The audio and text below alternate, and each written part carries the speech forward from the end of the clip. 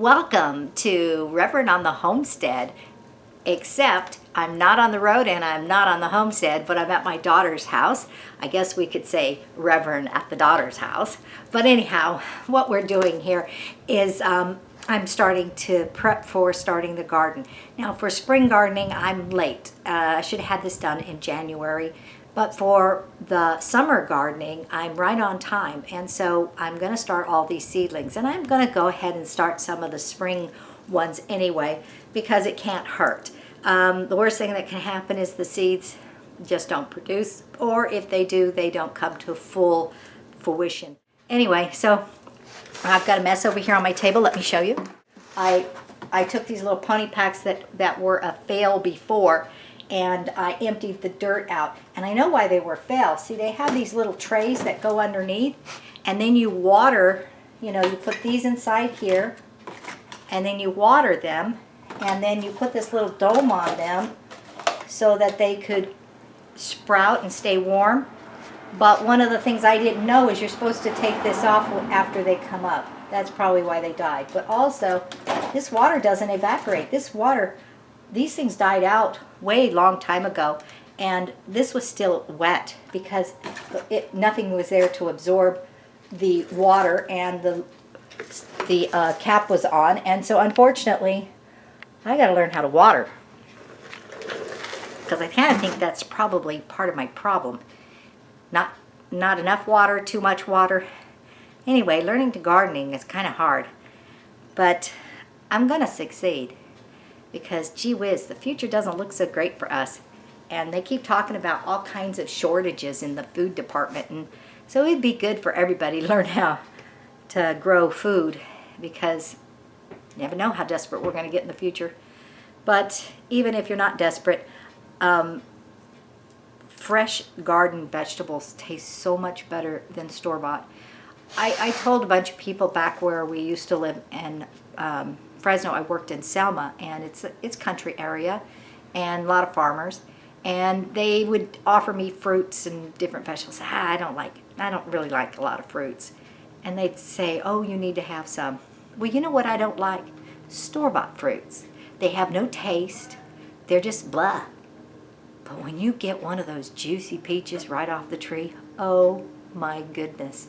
They're sweet. You can just bite right into them.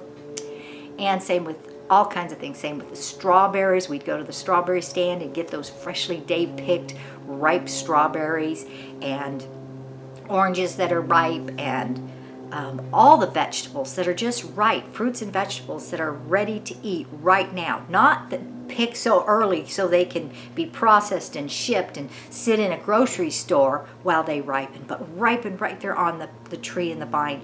So since we have this property, I really want to learn how to do it so I can have those fresh, wonderful tasting fruits and vegetables that we just love so much. Tomatoes are just so much more tomatoey when you make them, when you grow them yourself. And so anyway, I'm going to keep trying. Yep, last summer was a fail. The winter crop was a fail. But here we are. It's a new season. And I'm going to get those seeds going. But first I need to clean up my mess. So I'm going to clean up my mess. I'll bring you back when it comes to planting the seeds. Okay, I've utilized these pony packs right here. And I've got the domes on. And under here, I've got tomatoes.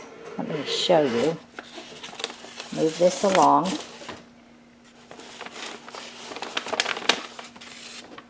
There we go. We've got all different kinds of tomatoes and some peppers, different kinds of peppers growing in these cups. The reason why the tomatoes are down low is because when they sprout, when they get about to here, I'm going to take off the leaves and I'm going to fill them up with dirt, because their stems really will just start rooting, and so it'll make them stronger. So that's why I started them off. The peppers are right there, and then underneath here, I've got different kinds of lettuces. I've got some broccoli and cauliflower and pumpkins and variety of different things, that mostly lettuce over here, all lettuces and kales and cabbage. And well, anyway, I'm not sure how these will do later on in the season because of the heat, but I wanted to go ahead and try it anyhow and see if we can get something, some early leaves or something before it gets too hot for our salad mix. This one in here, it is empty because I have a bunch of herbs that I need to plant, but I don't want to plant the herbs just yet. And so that one's set aside for the herbs. And so there we go. And we'll come back. I've got the grow lights on the top and the grow lights on the bottom.